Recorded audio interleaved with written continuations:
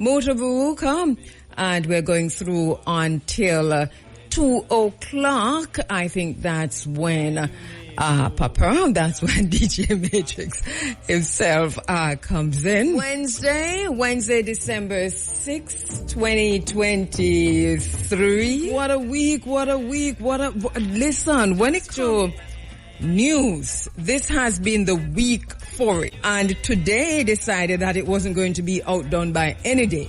So right here on the island in Jamaica, we've have all kinds of news coming out, all kinds of information. Some we've been waiting for, like the SSL, the amount of accounts that were impacted with that massive fraud at SSL. We were waiting for that. We have that information now.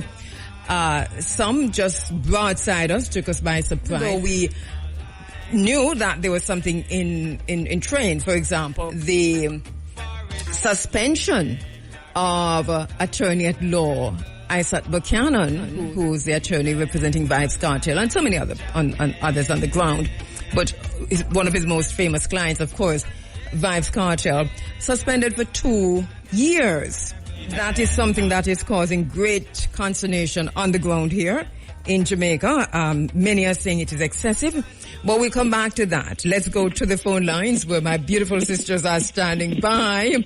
Sister P, Pauline Pettinor. Sister P is on the phone lines. Of course, you know Sister P as the organizer of Fluid Sinting. Sister P is Pan-African. She Rastafari. She is an activist, an advocate, and a social advocate, and someone who has been traveling back and forth between the continent of Africa and Jamaica for many, many, many years. And she'll tell us, of course, too, that she left her corporate job, we know that, from the United States to come into Jamaica as a Rastafari woman with expectations, not just of Jamaica, but of herself and what she could offer to Jamaica.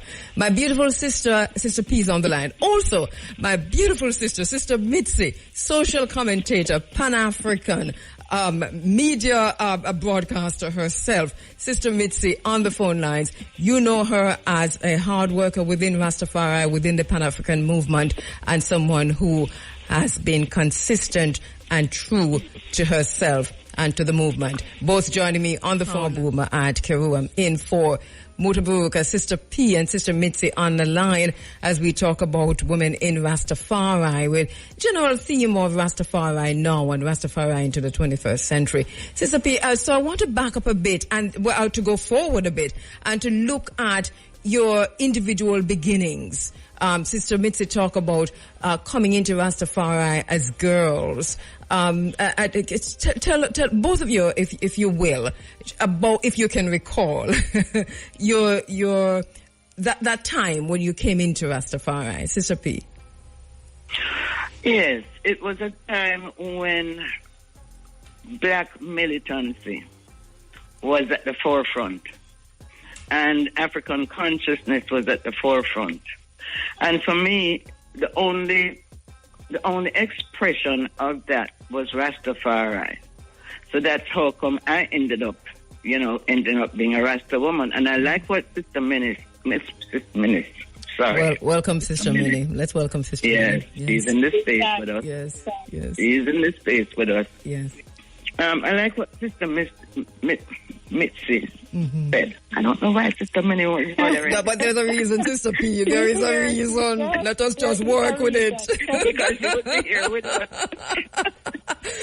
There was no way that we would have had this discussion without Sister Minnie. So it is without her. And she keeps reminding me, Yes, Don't forget me. Yeah. Because in those days, women were not considered. You couldn't be Rastafari if you was a woman. But my upbringing was the fact that, I'm coming from a family of matriarchs, strong matriarchs. So I always had the confidence within myself that I could be anything that I want to be, and I can do anything that I set myself out to do. Yeah. So I was not distracted by that. And the challenges have been massive Massive, massive. Because there are still brethren out there that don't regard women as their equal. It still happens. Wow. You know. Wow. Yeah, and you know what's really jolting me in the conversation we're having, because Sister Mitzi referenced it too, that in the early days you couldn't be Rastafari if you were a woman. And that was some people's thinking, though. That was some people's thinking. It was some people's thinking. Yeah, yes. The Rastafari woman, the woman came to Rastafari through her kingman. Yes. So, she took her time to claim her own crown, and I guess to sit on her own throne where, she could claim Rastafari on her own, and I met some very strong matriarchs who, as I said, were very humble because they had come into a tradition that they were so very respectful to, and not wanting to be aggressive but to be assertive, and not wanting to compete with but to compliment. And these are the women that really raised me, very, very strong women who held their own, but were very respectful to their brothers and their kingman, and it wasn't something that was intimidating for me at all. Going into the Nyabingi house by choice, with a kingman and raising a family there, going to St. Andrew High School in Kingston and growing up as a little brown girl, being educated, going to university.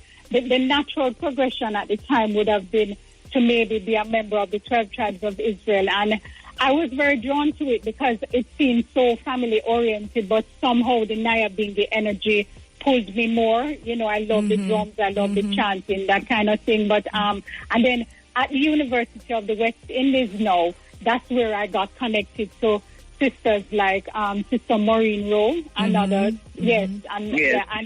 another Sister P, and Sister Dugo and Noro. Sister Ijanya, Sister Sandra Alcott. They have all transitioned now, unfortunately. But that was my grounding space. Those were the sisters I was able to form a sisterhood with, and they were all so strong, very strong women. So that kind of grounding was very good for me there. And it just made you know that you're stepping confidently into a space where you might not be immediately accepted, because the brothers, and Kabu, the thing about it is, I grew up in a patriarchal society. Yes. I grew up in a family where the males were the dominant figures there. My brother, who was the only son in the family, he was the king of the children. Yes. That's how my grandmother thought. So I understood it. So I didn't try to compete with it or to challenge it. And that's a point, Sister P, because about understanding it and not necessarily challenging it, because it really is very similar to at least fundamental Christianity or the evangelicals, if you will. Then a lot of us who grew up in certain churches would have experienced a very similar thing. Yeah, I didn't think Rastafari was necessarily unique at all, honestly, in the social construct. I agree with you from that perspective, because, I suppose many sisters and others who are listening can actually identify with growing up in a church system that was very similar to that. So that, Sister P, do you think has something to do with how Rastafari evolved with a kind of a connection back to and a validation through the Bible and through Christianity to some extent? Yes, I do feel that ones and ones, their only way of feeling that they were a part of society or whatever, or to be accepted, was to accept the Bible. That I am totally on the other side of that. I don't want to get into that, Yes. Yes. But back to what Sister Mitzi said. She grew up in a patriarchal society, and I grew up in a matriarchal society. For me, I was not introduced to Rastafari by a male or a man. I found Rastafari on my own, which I think is probably unique for a lot of sisters out there. And because of that, no matter what was going on out there or what I was supposed to be or not supposed to be, I didn't pay any of that. I didn't pay that any mind because I knew that I was always going to be who I am and bring to the table who I am, because my whole thing was about progress, activism, you know, and I cannot leave out black liberation, because that is very important to me. I know that, you know, now we have this thing, everybody is going to be Rastafari. I'm not in that boat. I'm definitely not there, because as I said, it was the black liberation, the African consciousness that brought me into Rastafari. And I think it says something about that space then, Sister Mitzi, where the Rastafari woman could enter and through the beliefs and practices of Rastafari could empower not just herself, but also that liberating space, or that space for liberation that we wouldn't have found elsewhere in society.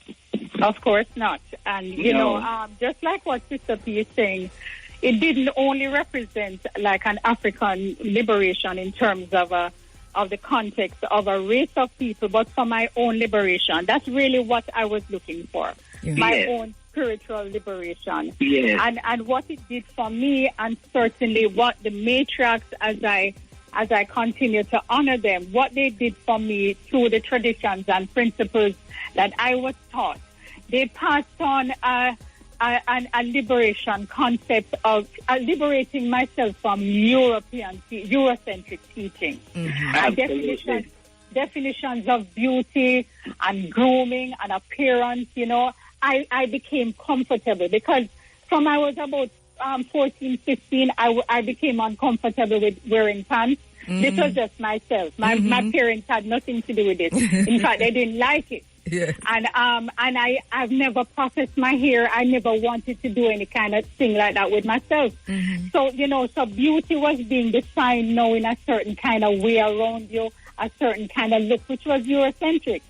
So seeing a Rastafari woman was so uplifting for me, you know, to see a woman who was comfortable in her skin, in her dignity, her modesty, her femininity, her naturalness, you know, and that was a big part of my personal liberation, and led to me, you know, gravitating to something that helped with my spiritual liberation. I wasn't comfortable in church. You know, I didn't like the principles, and I didn't like the theology, I didn't like the philosophies.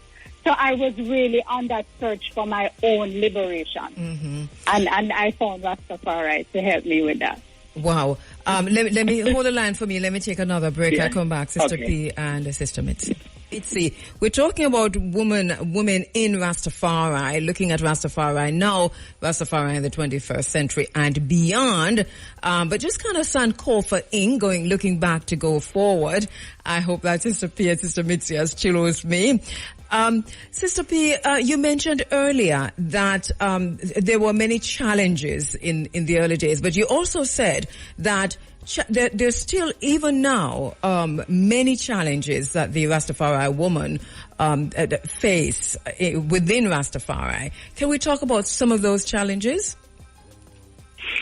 Well, you know, quite recently, this Rastafari brethren when it came up, when Portia Simpson Miller was going to be the Prime Minister, and you would hear, I heard Rasta man saying, them not under no woman rule, those type of things. And you look at those brethren, and basically they have the same attitude towards women. But because as a Rasta woman, it comes across to you personally as a Rasta woman. But challenges, for instance, there are certain people in society that think that because you're Rastafari, that basically you're illiterate. Yes, that happens because I have people that come up to me and they will say, I didn't know that you were so intelligent.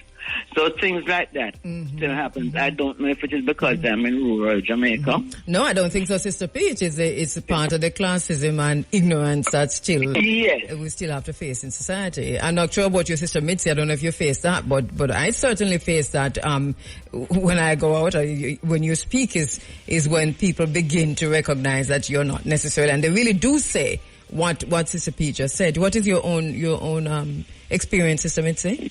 I certainly agree. I think the stigma is still there, you know, and you always have to be raising yourself to a higher standard than maybe the normal person, you know. And I remember teaching in the classroom. I don't teach in the classroom anymore, but I remember, you know, the kind of questions that would come to you. You apply for a job that you're qualified for and you present your resume and you're called for an interview, but you're subject to a different level of scrutiny.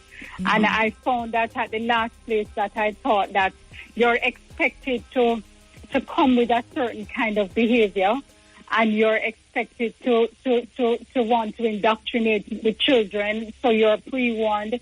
So there is that stigma going out there now to represent an organization that I work with. You know, sometimes it's very challenging because when they speak to you on the telephone and they see a Rastafari woman turn up, you can see the expression on their faces that that's not what they expected. So, you know, you're called to a higher order to prove that you are as good as anyone else, you know. So we still have that challenge the same way our children have challenges still going to school with locks. You know, unfortunately, at a time like this, we still have challenges even in relation to employment, because it's not like the Rastafari days when they say long-haired pretty people need not apply. But you can know that they're a bit more open and a little bit freer, you know, maybe in the arts or something, but some areas still have that kind of approach and that kind of attitude. And this I would agree. I think, and it's a critical point you make there, Sister Mitzi, because when you look at the impact of the Rastafari woman on society generally, on Rastafari itself, but then on widely in shaping the community. It's phenomenal, you know. Sometimes with Sister are still so much bias, and whether it is unconscious or otherwise, it really is there. And I suppose the structures, this is a kind of a structural bias. What then is a challenge to the Rastafari woman to continue to break down these structures? We just have to be ourselves. And we just have to rise above it and carry ourselves in a way that, you know, no one questions you. Not to mention the work that we do, you know, things that we do other people don't do. I know for myself, I see myself as a nation builder within Rastafari. That's how I see myself. Yes. You know, and it is my duty to be a role model to young women as much as I can be, you know. That's how I feel about myself. And I wanted to say something about what Sister Mitzi said. Yes. Coming out of corporate, where you're corporate, and now see yourself without the makeup, without all of those things, and then realizing, going into yourself spiritually, and realizing that your true beauty comes from within. And focusing on that rather than the external. Of course, I love to dress up. I mean, that's another whole thing. Tell me about it. On the other hand, I do feel myself as a queen. So being a queen, you know, I always talk about it. I don't understand how people call themselves queen and wear these jeans and rip up jeans. Sister Mitzi, stop it. Do not answer Sister P on that. I won't. But I get the point you make, Sister P, and you say it all the time. Well, your daughter is very guilty. Dash them away. Yeah, but I do understand the point you're making is that the image of the Rastafari woman, even when an oppressive society degrades and devaluates her, the image is still the image of a queen. And, so that, and she's recognized as such. On the other hand, so it's kind of it's a conundrum, isn't it? Yeah, it's because in the streets, I'm telling you, I've had experiences just in the last couple of days. Yes. And you're walking in the streets and you're recognizing the attention that you're getting from males in your head wrap and in your long skirt, and you just realize that you kind of create a contrast out there to what other women are presenting, and it's a beautiful contrast for some people. It is. So there are children who will stop, and they're standing at attention, and their mothers are forced to look at you because they're saying, what is that child looking at? But they're seeing something so different in you, and I guess a light that you're clearly shining.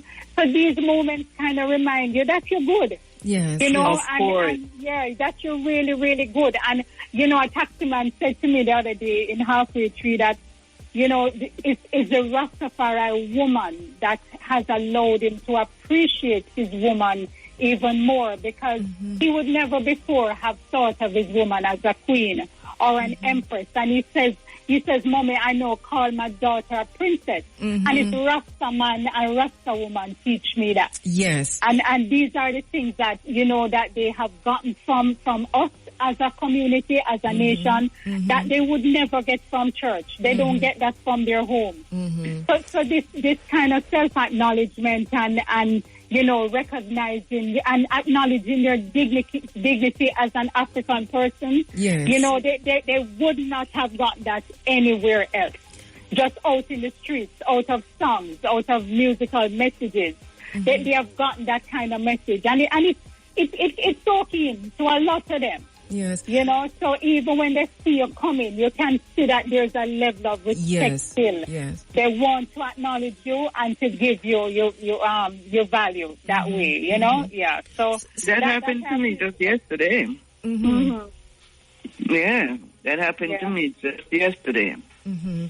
I was in Port Antonio, and two persons that, you know, one was ex-principal of Titchfield High School.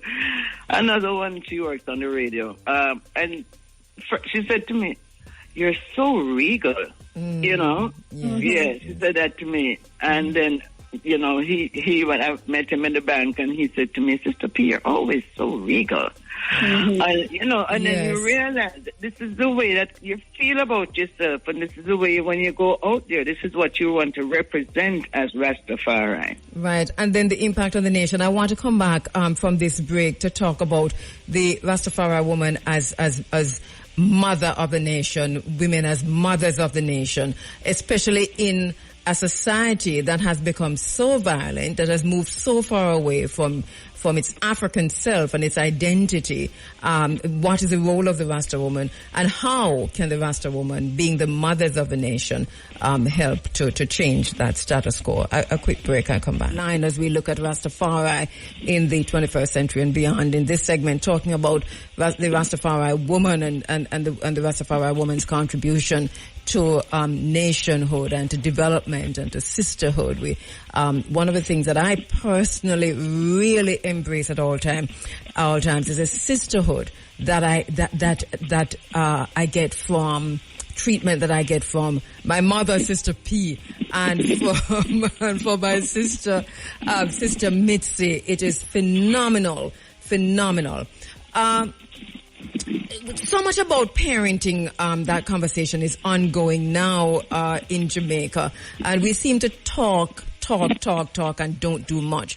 But when you look at the Rastafari woman, the Rastafari woman who is setting an example, and many Rastafari women do that, how Rastafari women raise their children and so on, there is a template there to emulate, isn't there, Sister P, Sister Mitzi? I'll start with you, Sister P.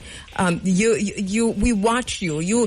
When the system wasn't providing the kind of liberating and Pan-African based and African centered based education for your own child. You created your own school.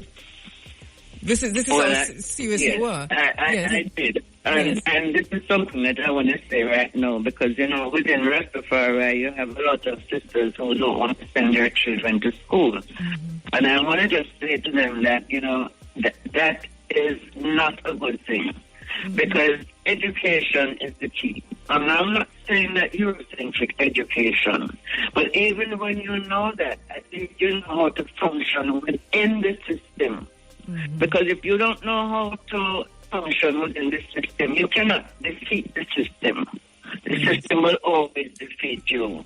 And that is something that, has not been, this is something that back in the days, I don't know how much it happens now, where Rastafari women are not sending their children to school.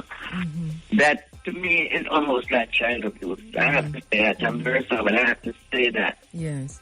And yes, so, and the reasoning, I think, was similar to what you would have gone through, but then you came up with the solution.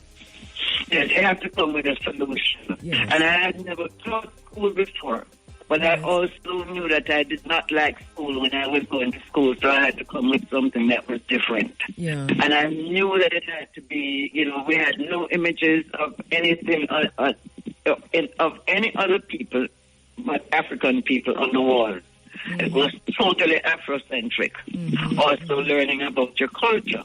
Because, talking about the violence, I for one feel that culture is the only thing that can bring us back. Because we have totally lost our way. Totally lost our way. And we have allowed, in African societies, it's the elders who set the pace. Mm-hmm. In this society, is them that just born. They determine how the society is going to go. The Gen Z and the Gen Y. Yes. So that takes us to, as you talk about culture, Sister P, the keeper of the culture. We know culture is fluid. We know, we're not saying that it's static, but the keeper of a culture, identity and heritage and so on. This is Rastafari, isn't it? Woman and man. It is. So against that background, and I go to you, Sister Mitzi, against that background, there is, and as I said before, there is something to be learned, not necessarily appropriated, but to be learned from the Rastafari woman, from the Rastafari family, when it comes to how to nationhood and nation building, especially when it comes to our children. Yes, I agree. Despite all the challenges that the Rastafari woman faced in the early days and beyond, I think she maintained her strength, and her spirit of resilience. She was the person who had to kind of protect her kingman and her family from a society that was so hostile. She was the beautiful part of that union and that grouping that could step out there a little bit easier than the man and come under a lot less attack. So she was the person who kind of held that structure together. And but she has been on the front line, but standing up for her family. Family was such an important part of our growing up and who we are. And I think I've always embraced the principle of it takes a village to raise a child. Mm-hmm. And so we have formed our villages around our children as best as we can, because we have to be their protectors. My children grew up in a society as Rastafari children that they had to just prove themselves as academically sound and spiritually and culturally sound, and to hold their own out there, But the whole thing about nation takes us beyond our own home, and into the nation of children, that we become mamas for children who we didn't give birth to. And that's just like something so natural, you know. And, you know, when I learned more about Empress Menen, that was very inspiring for me, because her role within the Ethiopian nation, as the mother of the Ethiopian nation, the role she played was such a great example. You know, when we really learned of her level of charity, the way she wanted to change the lives of young girls and young boys. And that really becomes a mission for you. You know, so our mission has always been that every child is our child. So even with our children, you're going to the Nyabingi. That was the nice thing about the Nyabingi for my own children, because from your land, every adult is your parent. And you must know that you have to exercise a level of discipline and principle within this space, because everybody going to be able to correct you if you're going wrong, you know, which is kind of community living. But, you know, I think I try to tell my own children and the young people who are around me to create your villages around your children, because it's going to be their protection. It's not necessarily going to be physically, but make it be social, you know, because the society is still, you know, a little bit hostile. You know, they go to school and they still stand out, especially if they have luck.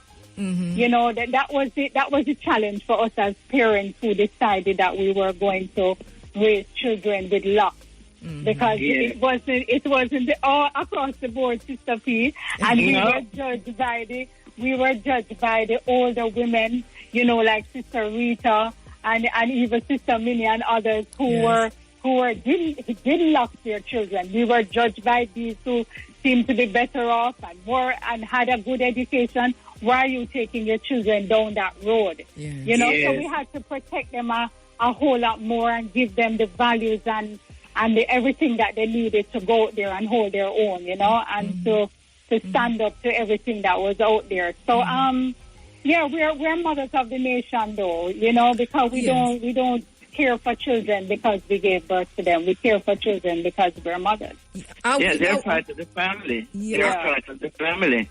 I want to get back. Go ahead, Sister P. Yeah, go ahead. I want to get back to education, because I don't want to be misunderstood with that. Yes. You know, people are homeschooling anything. Just don't keep them from being educated. That's the point that I'm making. Right, you're making that distinction between homeschooling as opposed to pulling your child from school and they're not doing anything. They're not getting any education at all, because I have seen the negative side of that. I've seen the negative side of that. And you know, there was a time, Sister P, when, you know, our ancients, Ma Shanti and all these ones raising children, their children were denied education, not because they wanted, but Babylon locked them out. That's right. Locked them out. So a lot of them that came up during that time were really denied a formal education. And some of them were not equipped to homeschool.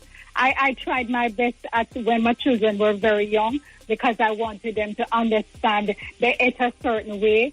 They had locks, you know, and they didn't necessarily want to participate in devotion.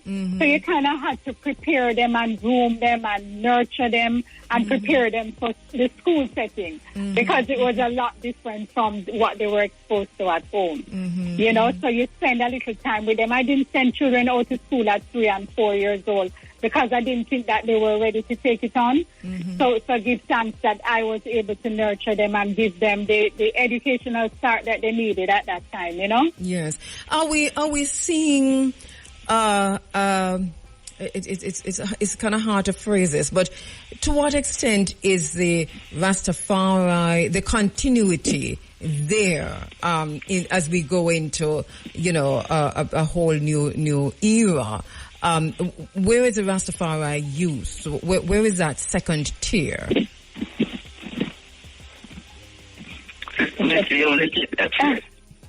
I think just like how we rose up in our time, they continue to rise. Yes. You know, so we continue to see them. The thing about it is that their journey and the journey that they choose sometimes now is a little bit different. At the time, we were comfortable to humbly sit at the feet of our elder matriarchs and patriarchs to learn this tradition, learn the culture, learn the liberty, learn what the faith was. We were comfortable to do that. That was our schoolroom. The youth now have many different areas of learning, you know, so they don't find themselves getting involved in Rastafari from a family standpoint from very early, which we had to do. Yes. You know, we really had to connect to find the camps and find the spaces where ones were reasoning and where information was being shared and knowledge is imparted. Yes. The young people now, they find information in different ways, so their connections are less. You know, and they absolutely. have they're very, very much less. And I think sometimes that gives them a level of arrogance and know-it-all kind of behavior that, you know, you just have to pray that some kind of humility will come about and that they will find themselves, but they're still there. They see Rastafari, you know, we have to remember that Rastafari is now international. So when we're talking now global. So when we're talking now about our children, we're talking about children who are communicating with us from all over the world. You know, South Africa alone has 3 million Rastafari. So when young people are connecting with you now, it's a global reality. It's a global phenomenon. So our responsibility, even out of Jamaica, that is still seen as that space where Rastafari rose up out of, we still have such a heavy responsibility because the whole world still looks to us. This is still like the epicenter and the Mecca. And they still look to us to set that example. You know, and I hope I hope all of us know that we have that responsibility and we can't escape it again. Well said, Sister Mitzi. I'm so sorry that I'm totally out of time, but Sister, that's all right. I'll give Sister P 1 minute just to wrap. Sister P, one final word.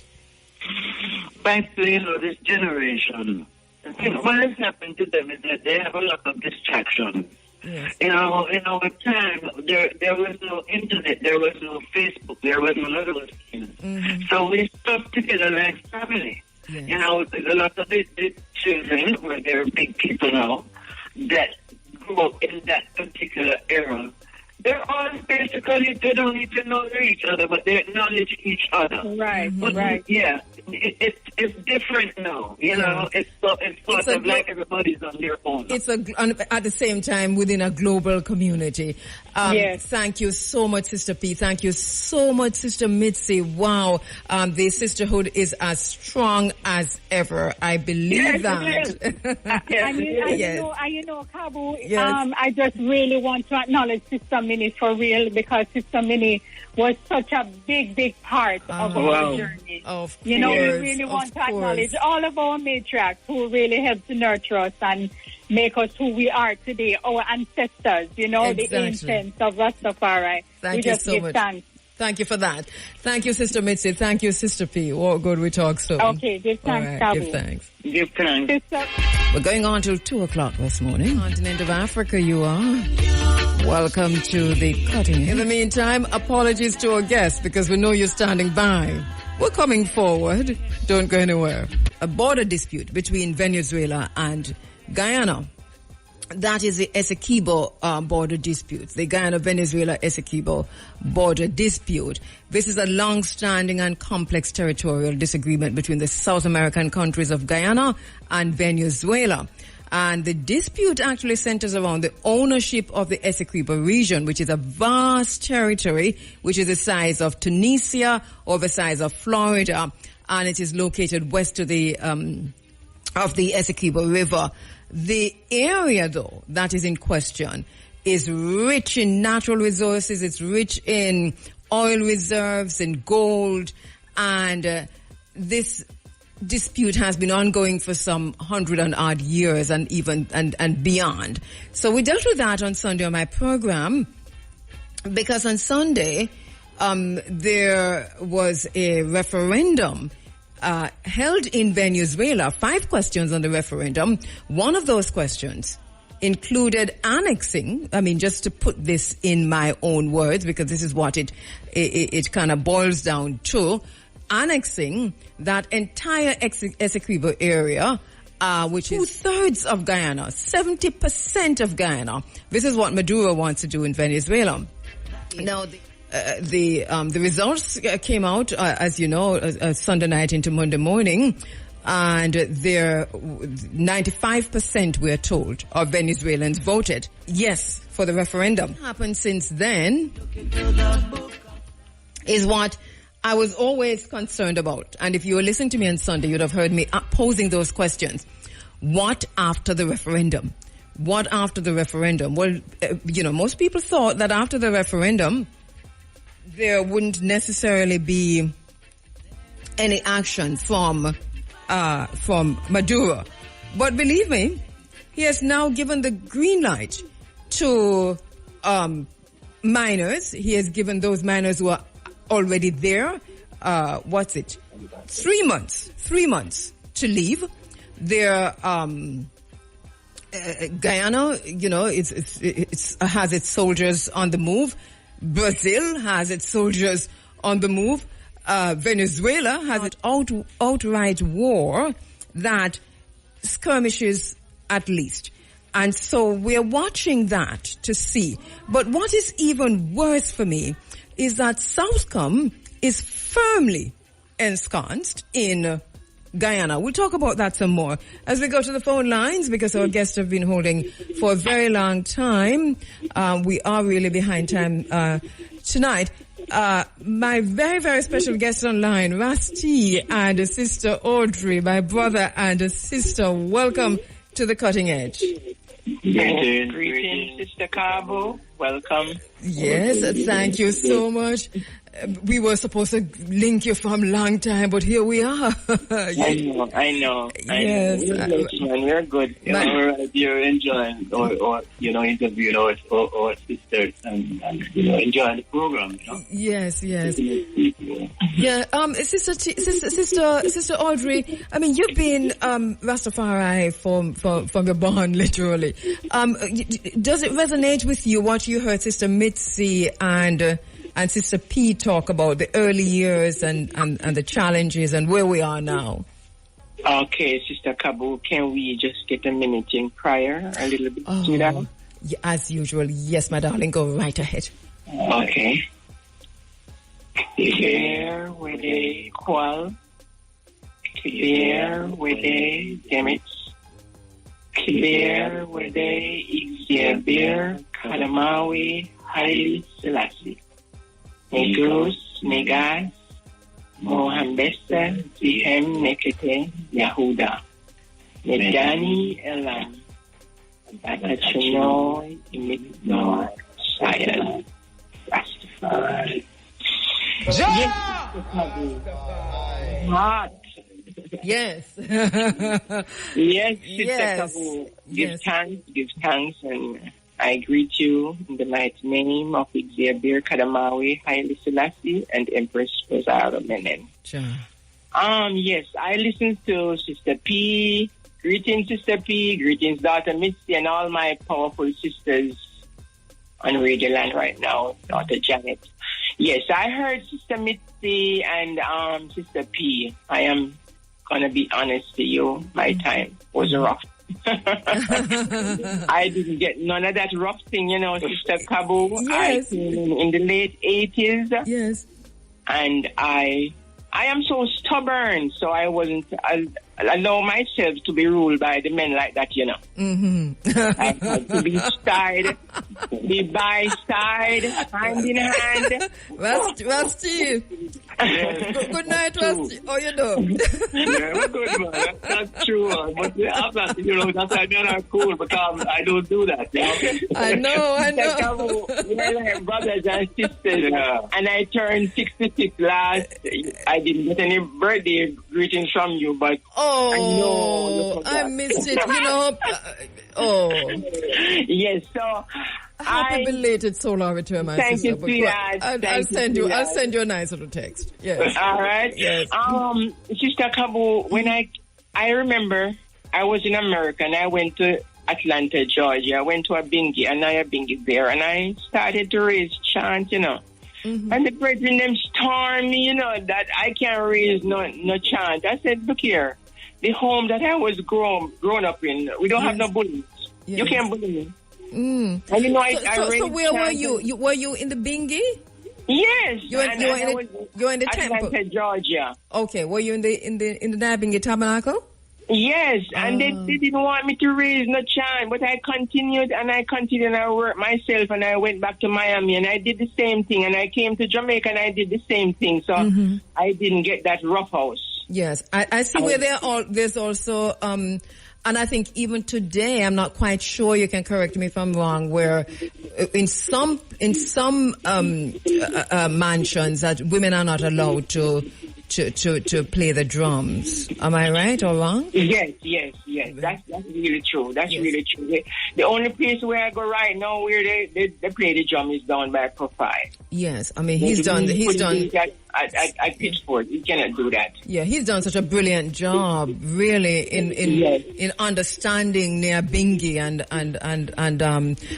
the relations, because this is I think this is one of the contentious points though within Rastafari, for Rastafari women, that you're not allowed in so many places to play the drums. Why is this, Rusty? I think we need to just break it as women sometimes. I don't think we should really can't play a drum. I have drums in my house and I play them. And we really can play some good drums, Yes. We can conjure up all of those Irish, into that bingy. If they would allow us, but they won't allow us. Yes. All right, so I interrupted you, Sister Audrey. So you were telling me about what happened in Miami and... Yes, so they say I couldn't raise any chant. And I spent like 15 years in America. And my kingman supported me. So when I was there, I keep doing it and doing it and doing it till they accepted it. I could raise chant, and I come down to Jamaica and I can raise a chant. Because guess what happened? I have the brethren. I treat them like my sons, I treat them like my sons, and I gain that respect. So I didn't come into the rough time. I didn't get that roughness. Yeah. You're so smooth. So you would have seen, Sister Audrey, how things have moved over time, right? Or things have changed over time, even while there are still challenges. Yes, things have changed. Some things for the better, some things for the worse. And but you know what happened? The sisterins, we get along very, very good, but sometimes the brethren are a little bit touchy, They are a little bit fussy, and I know they're listening to me. They're a little bit fussy, but what do you mean by them a little bit fussy? They're a little bit. They make everything bother them, even the drums. So we can't get a way to rise up. How we would like to rise up. So is that these and obviously not everyone, but the brethren who would be that little bit fussy, is it that they're steeped in the dogma, in the doctrine then? Yes, and the old school thing. So we are trying to take on to ourselves something new, right? So don't leave the women at the back. We want to be hand in hand with them, man. We want to work with our brothers. So even as we speak in 2023, the hand in hand that you want to see, Sister Audrey, it has not yet materialized to the extent that you want to see it. No, it's on the way, because guess what we would like to see? I'd like to see a woman. I would like to see a priestess too. Oh, there are no priestesses. No, just men, the priests. But we could have priestesses too. I see. And yet Nyabingi herself was a high priestess. Yes. A queen. So we have people like Mama Fire and a lot of ancient sisterins that could do that role. So I hope one day we can work hand in hand. I remember when I just came in, you couldn't go up to the altar. A woman couldn't go up there. I see them going up there now. Yes. So what? My kingman, he strengthens me so much, and and the both of us here, because guess what happened? I lost 6 sisters, stillbirths. Wow. I am the 7th one. Yes. And then after that, I got a brother. So I don't have a big family like that. Yes. So I look forward to my Nyabingi family for that happiness and that joy. And as we talk about the sisterhood, Sister Audrey, you have been, to me personally, and I know that's how you are. I said to Sister P and Sister Mitzi a while ago that knowing them, I know that the sisterhood is strong. Knowing you, I know the sisterhood is strong. Yes. And so, what do we do with that strength and with that sisterhood? Because there are many of us more than there are not. To help to facilitate the change that we want to see.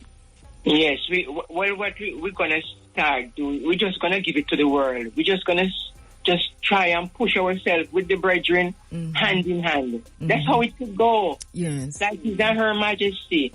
We don't want to stay at the back because I think that's scary. If you're into a movement and you can't get to talk. You see, Dr. Mitzi, I lift my hat to her. Yeah. She does a very, very, very good job with the breaking. And they listen to her. Yes. So we are growing, we are getting there. And when I went to Ethiopia, there was where I got so much love. I'm proud to be a Rasta woman. Yes. And the example of Queen Taitu and the example of Empress Menin, that alone, I think, when you tap into that to bring that forward to Rastafari, really does make a world of a difference. And I know Rasti is with you, and I do know, that how you walk together, you and Rastafari within Rastafari. Yes, Rusty. So you hear the sisters, and obviously there's great optimism because all we have heard here tonight is where we started, where we are now, how far we have come, where we are now. Even though there's some negatives in the process, but how Rastafari is evolving is cause for optimism. Looking at it through the obviously through the lens of the man in the maids, your own thinking as a brother, in regard to what you heard here tonight. Well, I'm pleased. Me always proud of my sister them because my Rasta sister them because the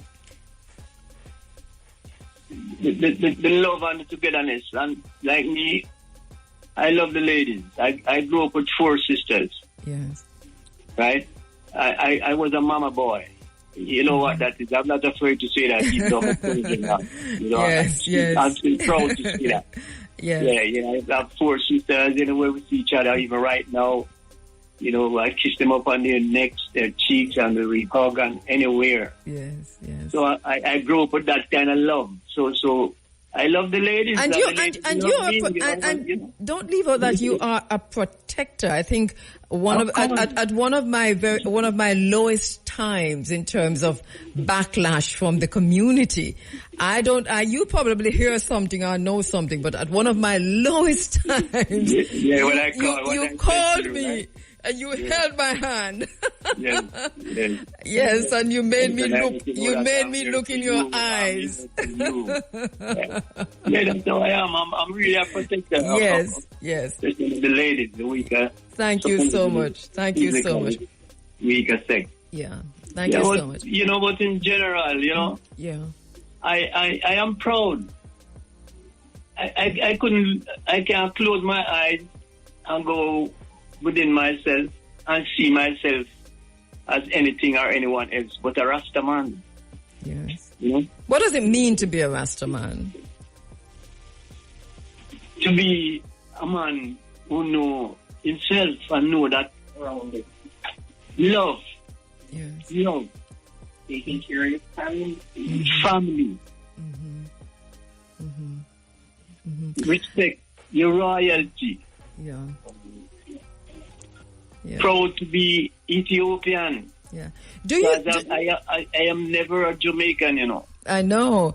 No, I don't play that. I'm an Ethiopian. As a matter of fact, you could have done this entire interview in Amharic. Maybe and maybe not, but I do know. Yes, of course. One of the things over time that we've heard within Rastafari is this recurring theme of unity. After a while, I didn't buy into that idea anymore because I thought there was this idea of disunity wasn't as serious. I mean, people were foregrounding it as if it was the biggest thing, but that when Rastafari is ready, Rastafari unites. The mansions unite. Yes. All right. So, what would you say is the biggest challenge for Rastafari right now? The biggest challenge for Rastafari right now is to centralize the movement. Yes. Mother said we must organize and centralize, and we I think we're a little bit too religious. Okay. You know, we need to tap more into our spirituality. Yeah. Because there's a difference, you know. Most people don't know that. Spirituality and religion are two different things. What would centralizing the movement look like? We have started. We have the RMO, the Rastafari Mansion and an organization. We just started, and yes. You know, I went to the first meeting, and I'm pleased of what we have started, and you know, so we get in there, like the rest of the world. If you look at the world right now, Sister Kabu, the world itself is it's at a crossroad. Yes, all over the world. Yes, I know, and I think Rastafari has and has been playing, but has a really serious role to continue to play in what we are about to face. What is about to happen has already happened. And the role that Rastafari has to play in all of that, I think, is critical. I want to continue the conversation with you and Sister Audrey another time. I'm so sorry that I'm totally out of time. But yes, Kabu, give thanks and give thanks for the great work that you're doing. And thank you. My children in England right now, they're listening to your program. In America, yes. Greetings to you. America, so they're listening right now. Greetings to you in the UK. Greetings to you in the US listening in. Enough love. Thank you so much, Rastafari. And I give thanks to my sisters and my brothers. We're doing good, man. We're going to get it together. Of course. I think we have it together. We just need to continue and to make the necessary changes where needed. All the world is seeing is unity in diversity. Of course. We have it. Yeah. One love, Sister Kabu. One love. We talk soon. Happy solar return. Rastafari. Up and running. Trying our best to do that, but it's definitely not happening. So let me go back to where I was. My apologies on all of that. Hey, it's all a mess. My bad. Good morning to you. My name is Kabu. I'm in for Muta. The informative information presented in this video is motivational and is positively aimed at inspiring, educating and entertaining the viewers with the cutting edge of critical reasoning. If you enjoy the contents on the Black Radar YouTube channel, please consider subscribing to show your support.